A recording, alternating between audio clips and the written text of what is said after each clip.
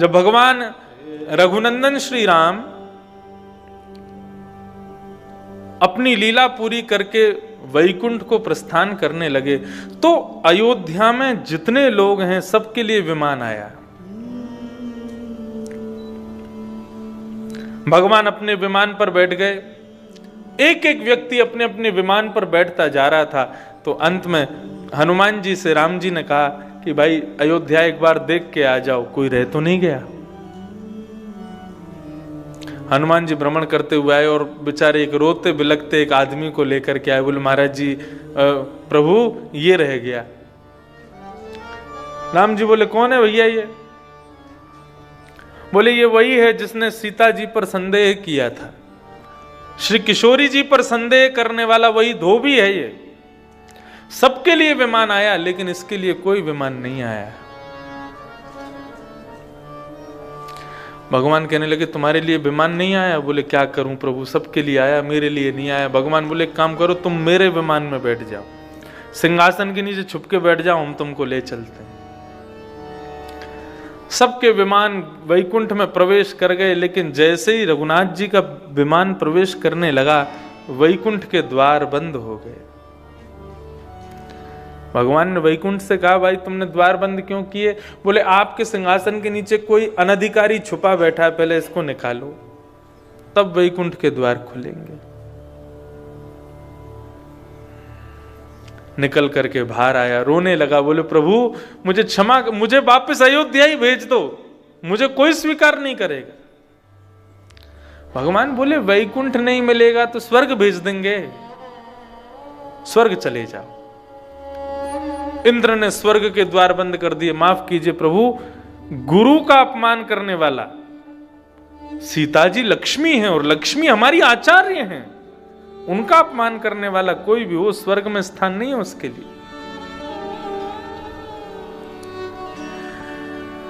रघुनाथ जी बोले स्वर्ग में नहीं है तो ब्रह्मलोक चले जाओ। ब्रह्मलोक में भी मना कर दिया, बोले यहां नहीं आएगा ये। शिवलोक कैलाश में भेजा, बोले कैलाश चले जाओ। रघुनाथ जी ने भगवान शिव से कहा तुम आप भूतों को आश्रय देते हो, ये मानव है, इसके लिए वैकुंठ के द्वार बंद हो गए, स्वर्ग के द्वार बंद हो गए, आप तो स्वीकार कर लो। शंकर जी कहने लगे मैं भूतों को स्वीकार कर सकता हूं, लेकिन आचार्य की अवहेलना करने वाले को तो शिवलोक में भी स्थान नहीं, मना कर दिया। सब स्थानों से मना हो गई तो अंत में एक ही स्थान बचा, नरक। भगवान श्री राम कहने लगे देखो तुम घबराओ मत, हम यमराज को बोल देंगे तुमको कोई यातना नहीं मिलेगी, लेकिन नरक में रहने को तो मिलेगा, चले जाओ। यमलोक जैसे ही जाने लगा तो यमराज ने भी द्वार बंद कर दिए। पापियों को स्थान मिलता है नरक में, लेकिन गुरु अवहेलना करने वाला, आचार्य की अवहेलना करने वाले को नरक में भी स्थान नहीं है प्रभु। तो सावधान हो जाइए। गुरु अपमान, गुरु अवज्ञा करने वाले को नरक में भी स्थान नहीं मिलता, संतों की अवज्ञा करने वाले को नरक में भी स्थान नहीं मिलता, ब्राह्मणों का तिरस्कार करने वाले को नरक में भी स्थान नहीं मिलता। भगवान उसका कल्याण कैसे कर देंगे? आज समस्त यदुवंश बैठा है और सब केवल भगवान को देख रहे हैं, चिंता हो रही है सबको कि प्रभु बचाओ हमको। भगवान कहते हैं जब समझा रहा था तब तुम्हारी बुद्धि कहां गई थी? अब आज जब सब बिगड़ गया है, हम शापित हो गए हैं, तो मुझसे कह रहे हो कि हमको बचाओ। बहुत ध्यान से सुनिएगा बंधु, एक बहुत बड़ा ट्विस्ट है इस कथा में।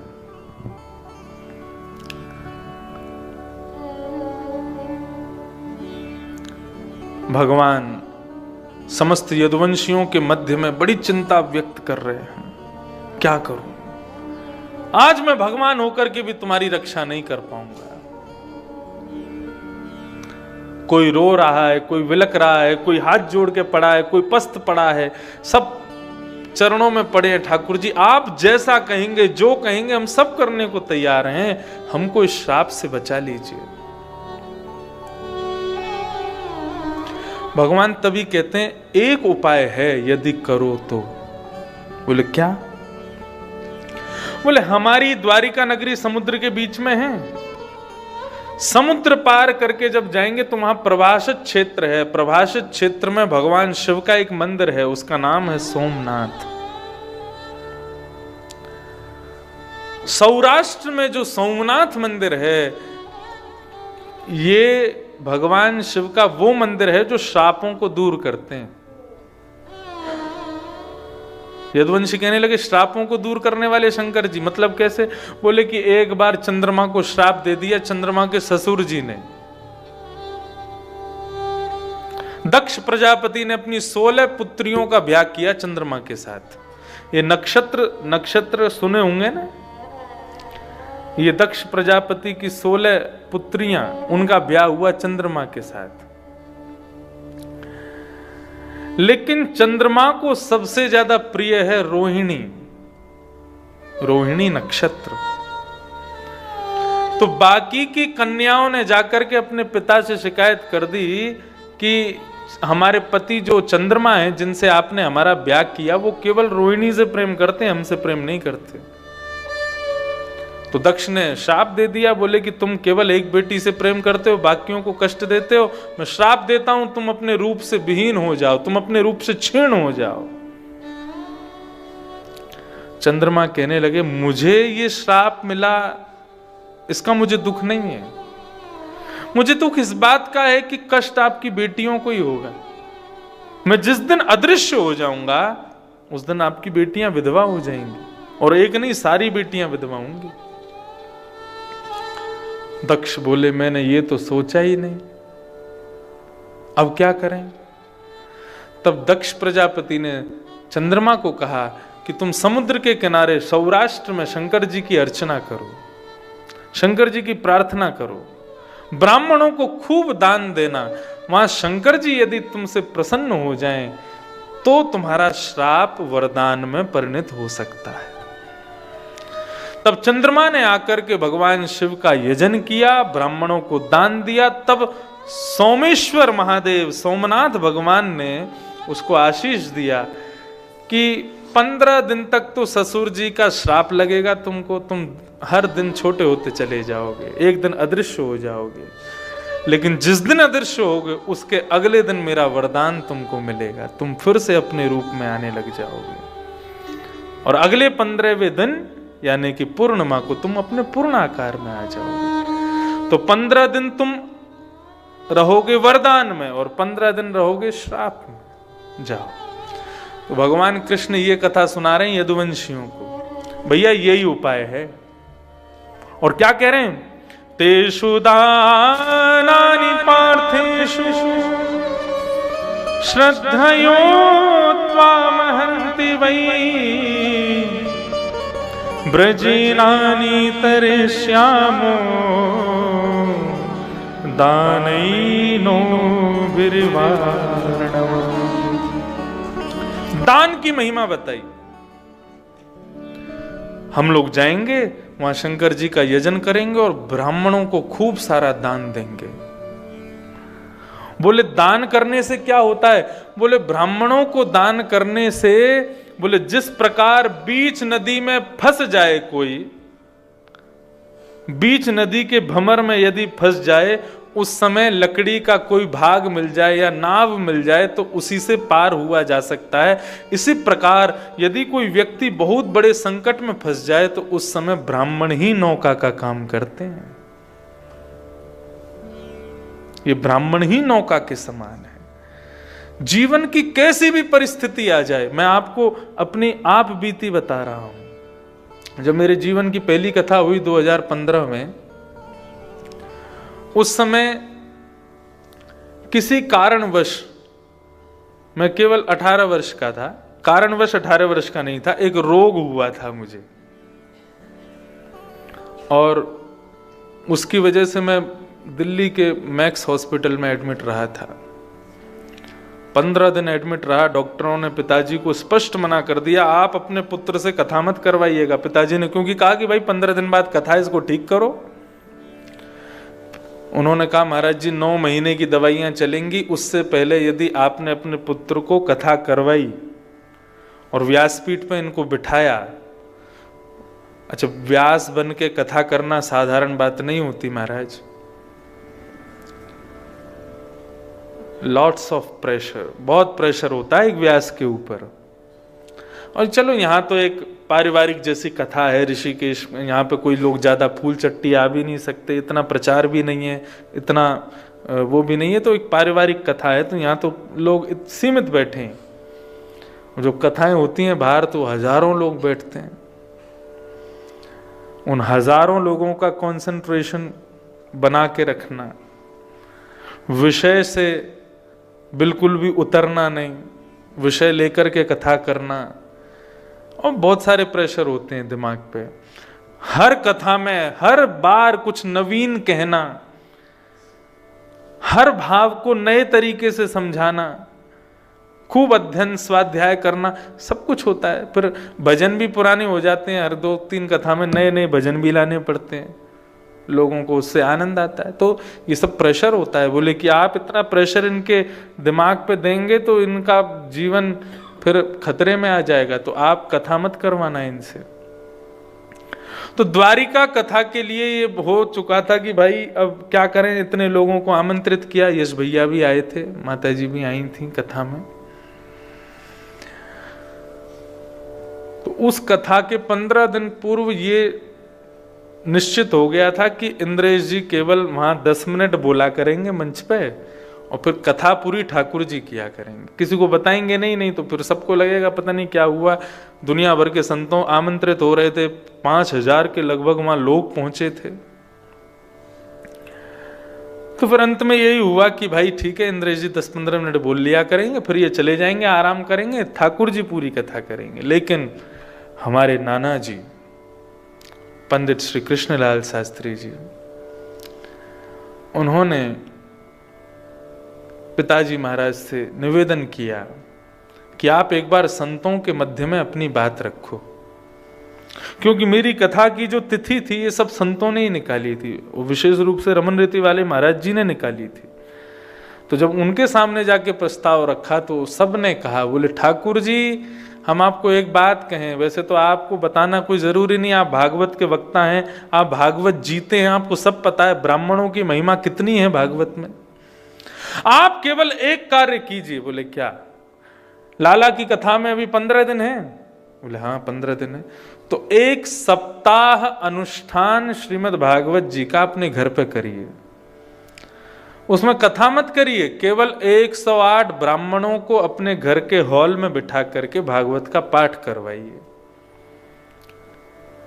108 ब्राह्मण बैठ करके आपके पुत्र का नाम लेकर के, उसके नाम का संकल्प लेकर के जब भागवत जी का पाठ करेंगे, आप देखिएगा आपके पुत्र को आज क्या आगामी कितने वर्षों तक कोई रोग आदि व्याधि स्पर्श नहीं कर पाएगी। पहले दिन में तिलक करने के लिए गया तो 4 ब्राह्मणों को तिलक करने के बाद ही बेहोशी आने लगी, ऐसी स्थिति हुई, और 108 ब्राह्मण बैठे थे। धीरे धीरे धीरे धीरे धीरे करके करते सबको प्रणाम किया और सबसे प्रार्थना की कि भागवत जी की सेवा के लिए आपको आमंत्रित किया है कि मैं भागवत की सेवा कर सकूं, इस योग्य बन जाऊं, ऐसा आशीर्वाद आप सभी ब्राह्मण मुझे दीजिए। आप विश्वास मानेंगे 7वें दिन जब पाठ पूरा हुआ और सभी ब्राह्मणों को यथा उचित दक्षिणा प्रदान की गई, 108 ब्राह्मणों ने दोनों भुजाओं से जब आशीष दिया, आज 6 वर्ष हो गए कथा करते हुए, कोई आदि व्याधि किसी प्रकार, छोटे मोटे रोग तो आते रहते हैं, लेकिन सर्व सुख है, उन ब्राह्मणों का आशीर्वाद है। भगवान यहां कह रहे हैं कि भयंकर विपत्ति जीवन में आती है, उस समय ब्राह्मण नौका का रूप धारण करके आता है, उस नौका में चढ़ जाओ, विपत्ति दूर हो जाएगी। तेषु दानेषु पात्रेषु, दान का पात्र कौन है? बोले पात्र को दान करो। पात्र कौन है? केवल ब्राह्मण पात्र है। श्रद्धयो, कैसे दान करो? बोले श्रद्धा से करो, अश्रद्धा से नहीं। श्रद्धा विहरितम यज्ञम तामसम परिचिक्षते, गीता में भगवान कहते हैं यदि आपने किसी को दक्षिणा दी, 100 रुपया भी दे रहे हो, अरे 100 की जो छोड़ो, 10 रुपया भी किसी ब्राह्मण को दे रहे हो ना, वो भी अश्रद्धा से दे रहे हो, तो 10 रुपया भी लगेगा नहीं। और श्रद्धा से 1 रुपया भी दान किया जाए तो वो भी कोटि करोड़ों के समान है।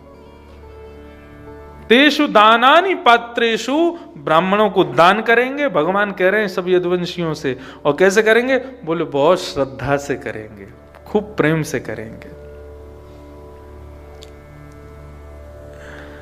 ब्रजीनानि तम तरिष्यामो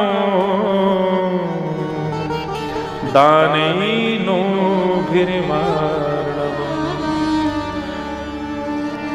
हो सकता है कि हम इस भवाटवी से बच जाएं, जो श्राप हमको लगा है हम इससे मुक्त हो जाएं। सारे यदुवंशी खुश हो गए, बोले हाँ आपने बहुत बढ़िया उचित बताया। अरे महाराज अब जल्दी तैयारी करो, जल्दी चलते हैं, सौराष्ट्र चलेंगे, शंकर जी की अर्चना करेंगे, ब्राह्मणों को दान करेंगे, हमारा श्राप दूर होना चाहिए बस। भगवान बोले चलो अब सब लोग जाओ अपने अपने घर, तैयारियां करो जाकर के। सारे यदुवंशी चले गए, लेकिन एक कोने में बैठा उद्धव और घूर रहा है भगवान को। यहां पर शब्द क्या लिखा है? नित्यम कृष्ण मनुव्रत। ध्रुव जी की स्थिति कैसी है? बोले ध्रुव जी कोने में बैठते हैं और बिना पलक झपकाए हुए कन्हैया को देखते रहते हैं। ठाकुर जी के नेत्र कैसे चल रहे हैं, ठाकुर जी के होठ कैसे घूम रहे हैं, ठाकुर जी की मुखाकृति क्या कह रही है, हाथ कैसे उठ रहा है, नीचे कैसे जा रहा है, उठ कैसे रहे हैं, बैठ कैसे रहे हैं, लेटे कैसे, एक एक छवि का दर्शन करते हैं श्री उद्धव जी महाराज। अच्छा एक बात बताएं, जब आप किसी को निरंतर इस प्रकार देखते रहते हो तो उसकी स्थिति का अनुभव होने लग जाता है। उसको कब क्रोध आ रहा है, वो कब प्रेम से बात करेगा, कब शांत मुद्रा में है, कब प्रसन्न मुद्रा में, आपको पता चल जाता है। जैसे कई बार बेटा कोई गलती कर दे और पिता के पास जा रहा हो और माँ को पता हो कि पिता का मूड ठीक नहीं, वो पहले ही बेटा को रोकती, अभी मत जा, उनसे बात मत कर। बोले क्यों? अभी मूड ठीक नहीं लग रहा उनका मुझे, कल जब सुबह नाश्ता कर लेंगे ना तब बात करियो। क्योंकि उसको पत्नी को पता है कि मेरे पति का मूड कब ठीक होता है। जैसे हम बालक हैं, हम जब स्कूल नहीं जाना होता था तो मम्मी को कैसे मनाऊं? तो मम्मी भोजन करने के बाद में रात्रि में शयन से पहले, भोजन करने के बाद और सोने से पहले के बीच का जो समय है, इसमें हमारी माताजी होती थी आलस में, और उस समय उनसे जो कह दो वो सबकी हाँ बोल देती थी। उस समय जाते थे, मम्मी हाँ कल स्कूल नहीं जाना, तो कहती 2-3 बार, क्यों नहीं जाना? पड़ेगा नहीं तो रिक्शा चलाएगा, फिर टांगा चलाना पड़ेगा, टेम्पू चलाना पड़ेगा, पड़ेगा नहीं तो अच्छा ठीक है ना परसों चला जाऊंगा, कल नहीं जाऊंगा। बोले क्यों नहीं जाएगा? अरे वो इंग्लिश का होमवर्क पूरा नहीं हुआ, फिर मैम मेरे को मारेगी। अब आपके बेटे को कोई मारे अच्छा लगता है आपको? ऐसे करके थोड़ी चुपड़ी हुई बातें करते तो फिर माँ बोलती है अच्छा ठीक है परसों जाएगा ना? बोले हाँ जाऊंगा। कल की छुट्टी कर लूं? बोले कर ले, हो जाती छुट्टी। तो व्यक्ति का जब बहुत आप अनुसरण करते हैं, बार बार उसके मुखाकृति को देखते हैं, उसके नैन नक्शों को देखते हैं, तो आपको उसका अनुभव होने लग जाता है कि ये कहां तक कहें, कोई झूठ बोलता है ना और उसका आप बार बार दर्शन करते रहते हो और वो झूठ बोल रहा है तो उसका झूठ भी समझ आ जाता है। आप तब तो कुछ नहीं कहते, बोले देखो झूठ बोल रहा है सबके आगे, आपको अंदर से पता होता है कि जरूर कोई बात है। अब ट्विस्ट क्या है इस कथा में, सुनो। उद्धव जी महाराज उठ के नहीं गए, सारे यदुवंशी चले गए, भगवान बैठे हैं। भगवान बोले, उद्धव तुम क्यों नहीं गए? कितनी शोक की बात है ना, हमारे यदुवंश को श्राप लग गया। अब मैं नहीं करूंगा तो कौन करेगा? मुझे तो बताना ही पड़ेगा कोई ना कोई उपाय। उद्धव जी महाराज उठ करके जाते हैं और भगवान से कहते हैं, बोले कि आपको ब्रजवासियों ने चोर कहा, लेकिन उनको झूठा भी कहना चाहिए था। आपसे बड़ा झूठा नहीं है दुनिया में कोई। मजाक में कह रहे हैं, विनोद में कह रहे हैं। भगवान बोले, ऐसा क्यों बोलते हो भाई?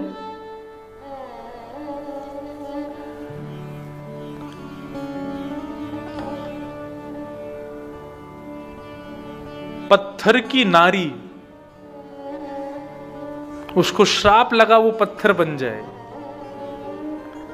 केवल आपकी चरण के रज के कण उस पर पड़ गए, तुरंत सुंदरी बनकर के प्रकट हो गई। जो क्षमता आपके चरण की रज के कण में है, वो क्षमता इतनी है कि किसी के श्राप को वो दूर कर सकती है।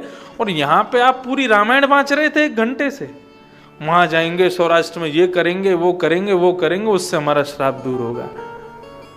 आप यदि भ्रगुटी टेढ़ी कर दो ना तो सबके श्राप दूर हो जाएं, और यहां पे आप इतनी बड़ी बड़ी कथाएं सुना रहे हो। और रही बात, तुम मुझसे ज्यादा कोई नहीं जानता, ये जितने भी श्राप हैं, जितने भी सूतक पातक, ये सब कुछ हैं, ये सब ब्रह्मा की बनाई हुई स्थानों पर लगते हैं, लेकिन द्वारिका को विश्वकर्मा ने बनाया। यहां पे कोई श्राप नहीं लगता किसी को। भगवान तुरंत गए, उद्धव का मुंह बंद किया, बोले चुप, बोल मत। ये गूढ़ रहस्य तुझको कैसे पता? ये तुमको कहां से पता चला कि यहां द्वारिका में श्राप नहीं लगता किसी को? तब यहां कहते हैं, श्री शुकाचार्य जी वर्णन कर रहे हैं उद्धव की मनस्थिति का, नित्यम कृष्ण मनुव्रतम। वो नित्य कृष्ण को देखते रहते हैं, देखने मात्र से उनके हृदय की भावना उनको पता है। उद्धव जी जानते हैं, बोले श्राप लगा नहीं है यदुवंशियों को, आप समुद्र पार करके सौराष्ट्र में ले जाओगे, वहां जैसे ही ये लोग उतरेंगे नाव से, वो ब्रह्मा की बनाई हुई भूमि है, वहां उतरते ही इनको श्राप लग जाएगा। मैं सब जानता हूं। आप इनको श्राप लगवाने ले जा रहे हो, श्राप दूर करवाने नहीं ले जा रहे हो। इसके पीछे भी कारण है कि द्वारिका में श्राप सूतक पातक क्यों नहीं लगते। द्वारिका छोटी मोटी नहीं है। द्वारिका जो समुद्र में डूबी थी, उसका क्षेत्रफल बहुत बड़ा था। श्रीमद् भागवत में द्वारिका कितनी बड़ी है उसका कैसे पता बताया गया? बोले द्वारिका में यदुवंशियों के जो बच्चे स्कूलों में पढ़ते हैं, एक कक्षा में 50 बच्चे पढ़ते हैं, उन 50 बच्चों को एक अध्यापक पढ़ाता है। ऐसे द्वारिका में 50 करोड़ अध्यापक हैं, तो सोचो बालक कितने होंगे। यदुवंश छोटा नहीं था, बहुत बृहद था, विशाल था। द्वारिका में नित्य ही कोई ना कोई शोक मनता रहता था। अच्छा, एक ही खानदान होता है ना, तो कई बार क्या होता है, जैसे कि हमारे दादा के सबसे छोटे भाई, उनके घर में भी कोई यदि सूतक पातक होता तो हमको भी करना पड़ता है ना, क्योंकि दादा का परिवार तो एक ही था। आज भगवान रुक्मणी जी को कहते हैं आज कोई बढ़िया पकवान बना, बोले आज पकवान नहीं बनेगा। बोले क्यों नहीं बनेगा? बोले हमारे यदुवंश में वो वाले भैया है ना, उनके घर में कोई माता जी पधार गई। भगवान बोले रोज हमारे घर में कोई ना कोई, कभी किसी के बालक हो जाता है तो सूतक वो हो जाते हैं सोबर, कभी कोई वृद्ध माता जी पधार जाते सूतक हो जाते, कोई उत्सव मन ही नहीं पाता।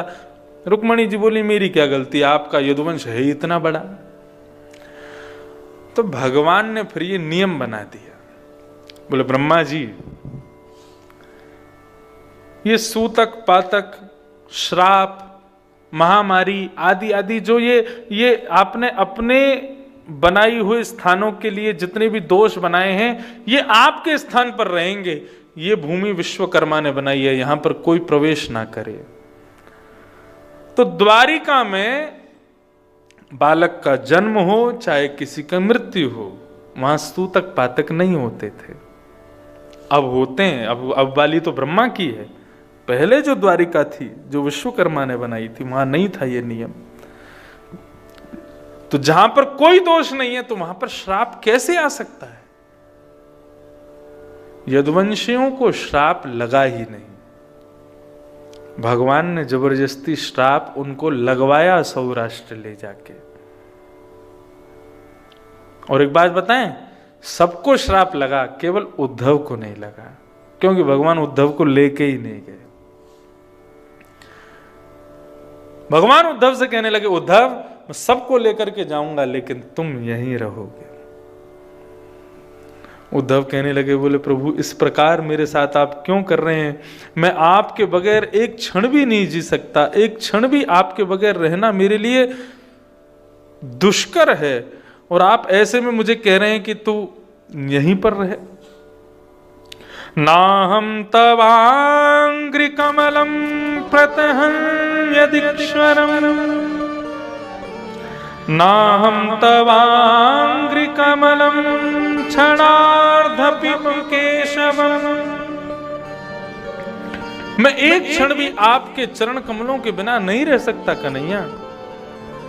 जिएंगे तो आपके साथ, मरेंगे तो आपके साथ, आपके बगैर एक क्षण भी नहीं रहेंगे।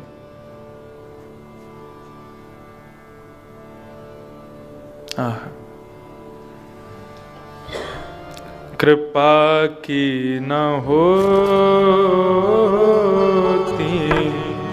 जो आदत तुम्हारी, कृपा की न होती जो आदत तुम्हारी, कृपा की न होती जो आदत तुम्हारी, कृपा की न होती जो आदत तुम्हारी, तो सुनी रहती अदालत तुम्हारी, तो सुनी